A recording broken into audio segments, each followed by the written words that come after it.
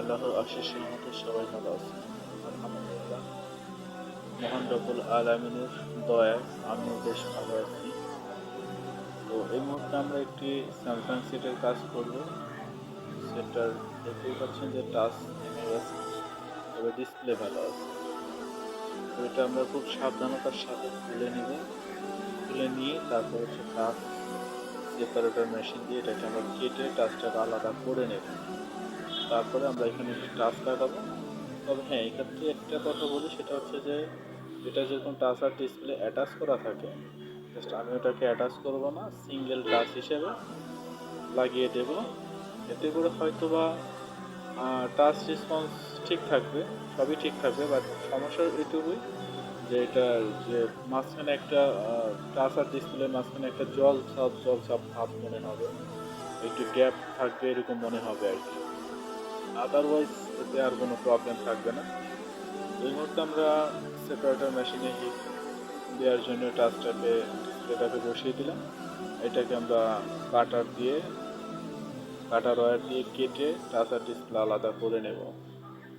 আসলে এগুলো খুব লেন্দি প্রসেস, অনেক সময়ের ব্যাপার।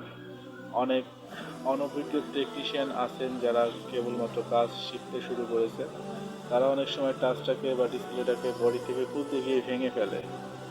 আর এটা একটি কপি ডিসপ্লে ছিল, আমি খুব সাবধানতার সাথে খুলছি এবং সেটাকে এখন খুব যত্ন সহকারে চেষ্টা করতেছি সেপারেটর মেশিন দিয়ে কেটে আলাদা করার জন্য। তো আলহামদুলিল্লাহ, ক্ষতি যে আমার হাতেও হয় না সেটা বললেও ভুল হবে, তবে সেটার পরিমাণ খুব কম। আমি আসলে তাড়াহুড়া তো পছন্দ না, তাড়াহুড়া করিও না, আমি খুব ঠান্ডা মাথায় কাজ করার চেষ্টা করি। তো দেখতেই পাচ্ছেন যে আমি খুব ধীরে সুস্থে টাচ আর ডিসপ্লেটাকে কেটে আলাদা করে নিচ্ছি। এরপরে কাজটা হচ্ছে যে আমরা এটাতে যে গ্লু দেওয়া থাকে, আসলে কপি ডিসপ্লেগুলোতে প্রচণ্ড পরিমাণ গ্লু থাকে, যেটা পরিষ্কার করতে যথেষ্ট কষ্ট এবং যথেষ্ট সময় লাগে। আমরা আসলে প্রত্যেকটা প্রসেসই দেখাইছি, তবে সেটাকে কেটে দিয়ে স্কিপ করে তারপরে দেখাইছি, কারণ হচ্ছে যেটা করতে যে সময়টা লেগেছে সেটা যদি আমরা দেখাতে যাই তাহলে অনেকেরই হয়তো বা ধৈর্য হবে না দেখার জন্য। তো আপনারা যারা কাস্টমার যারা কাজ করাতে চান তারা অবশ্যই ভালো একজন অভিজ্ঞ টেকনিশিয়ান দিয়ে কাজ করাবেন, যাতে করে আপনার ক্ষতি না হয়। অনেক সময় দেখা যায় যে যারা কাজ বোঝে না বা কাজ যে ততটা এক্সপার্ট না, তারা ওই খুলতে গিয়ে ডিসপ্লেটাকে ভেঙে ফেলে। পরে দেখা যায় যে আপনার একটা ডিসপ্লে লাগাতে 1500-2000 টাকা খরচ হয়ে যায়। তো যদি এই কাজটাকে একটু সাবধানে করা যায় তাহলে সেক্ষেত্রে আপনার টাকাটাও বেঁচে গেল, আপনার কাজটাও সমাধান হয়ে গেল। এই জন্য কাস্টমার ভাই যারা আছেন তাদেরকে বলবো যে আপনারা যেখান থেকে এই কাজ করেন না কেন, জেনে শুনে বুঝে একজন ভালো দক্ষ টেকনিশিয়ানের কাছ থেকে কাজ করা, তাতে করে আপনার ক্ষতি হওয়ার সম্ভাবনা খুব কম থাকবে। তবে অনেক দক্ষ টেকনিশিয়ান যারা আছে তাদের থেকেও অনেক সময় হয় ভুলবশত, কিন্তু আসলে সর্বোপরি কথা হচ্ছে কেউই চায় না যে তার হাতের কাজটা খারাপ হোক। তো অনেক ক্ষেত্রে হয়ে যায় আর কি।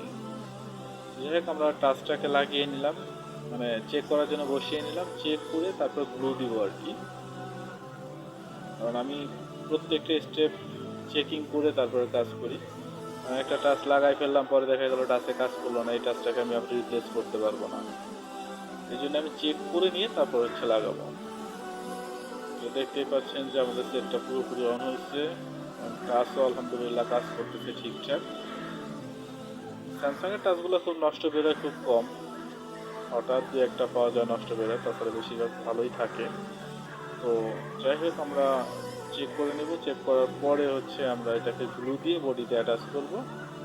এক্ষেত্রে আমরা ওসিআই করব না বা ল্যামিনেটিং করব না, জাস্ট আমরা লোকাল যে সেটগুলো হয় টাচ আর ডিসপ্লে আলাদা আলাদা ওই সিস্টেমে লাগিয়ে দেবো। আলহামদুলিল্লাহ আমাদের কাজটা হয়ে যাবে এবং কাস্টমারও খুব স্বাচ্ছন্দ্যে ব্যবহার করতে পারবে। ধন্যবাদ সবাইকে, আসসালামু আলাইকুম, সবাই ভালো থাকবেন।